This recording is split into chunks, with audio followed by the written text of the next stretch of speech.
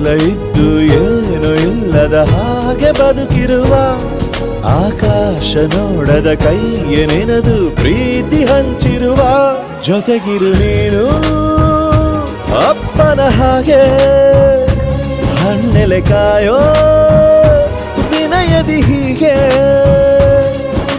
ನಿನ್ನನು ಪಡೆದ ನಾವು ಪುನೀತ ಬಾಳು ನಗು ನಗುತ್ತಾ ಬೊಂಬೆ ಹೇಳುತ್ತೈತೆ ಮತ್ತೆ ಹೇಳುತ್ತೈತೆ ನೀನೇ ರಾಜಕುಮಾರ.